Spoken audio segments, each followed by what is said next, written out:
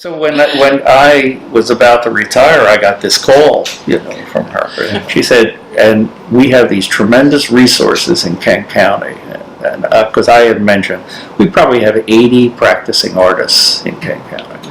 And those teachers, 10 teachers out there, is it 10? I think. It is. 10 fine arts teachers in the schools. They don't know those people. And those people don't know, which is a crime, and it should not be that way. And so Gina said, if anybody could possibly be a link between these things, you could do that. And so that started the discussion. Yeah. So we were always thinking, how can we continue to build this? Because we don't want everything to be housed just at one level, but really think about it systematically and be sure that we're allocating resources, elementary, middle, and high school as well. When you talk about that at the elementary level, that means that every child has access to music class once a week. And that begins in pre-K, believe it or not. So starting at the age of 4, and in Kent County, we have that very special open door to pre-K. So anyone that resides in Kent County at no cost comes to our school system and is able to come into pre-K. We have these just one-of-a-kind partnerships. For example, the ukulele club works with our Judy Center. And that's probably one of the most exciting things I've seen happen in our early childhood classes.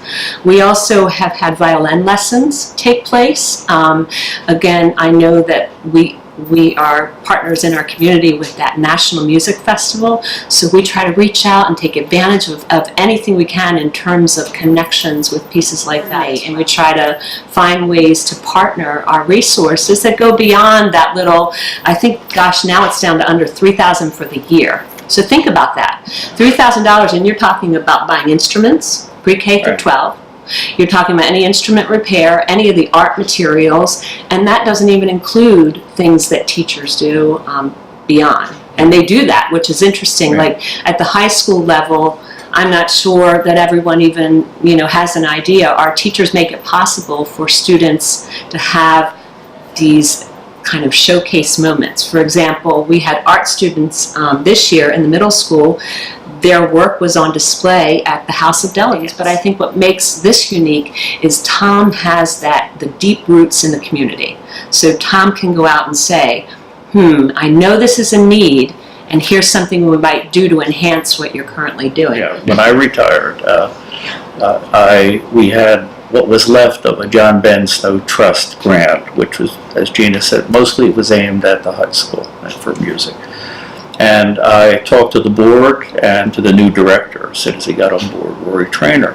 And I said, look, if we can get a renewal of this grant, the John Ben Snow grant, but open it up to all of the arts in our schools, meaning the 5 categories of arts in the schools. I said, I can leverage that money in our community. We're right in the midst of it now. So I approached Chesapeake Bank, People's Bank, Kent County Library, the Visitor Center, and Washington College. All of them love the idea. And when I go in now to change the art, Chesapeake Bank the other day, the kind of teller who's right there to welcome everybody, the first person, she ran over to me and she said, well, the little girl whose art was here came and had her picture taken with her mother. And then in People's, the gal, she sits right there by the easel. She said, you'd be amazed, Tom, the number of people who come in, do their business at the window, and then come and they take a card. And Chris Owen at Chesapeake Bank did a place card for us, a rec card, that explains what the program is.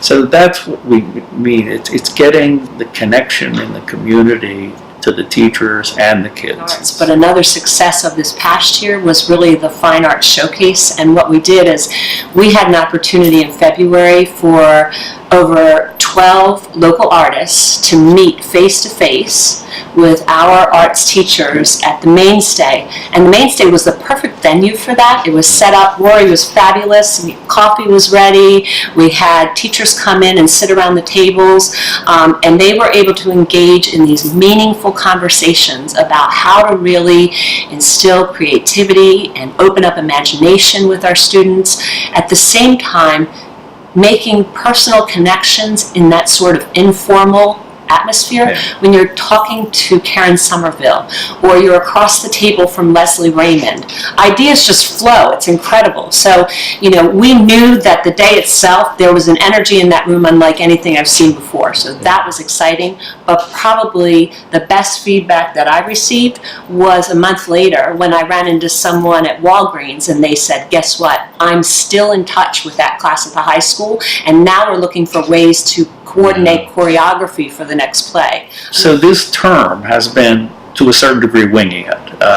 It has been trying something out. What was successful? I never knew there was an honors group in the high school of art students, and that these were very special kids. Well, it happens that my daughter Julia is the Douglas Fellow at the Metropolitan Museum of Art, and person she taught. Right? and one of the teachers I'm working with, Teresa Jachimowicz, was Julia's very first art teacher. Julia volunteered to do a high-level, high-profile tour for the fine arts honors kids. And the grant was able to help with all the costs of getting them. So I think that would be a lot harder in a large school district, but because we're tiny, we know each other, and things seem to sometimes happen quickly and also for the better. So again, I think when you ask what is it that we need, I think it's getting those positive stories out so people understand the great things that are happening.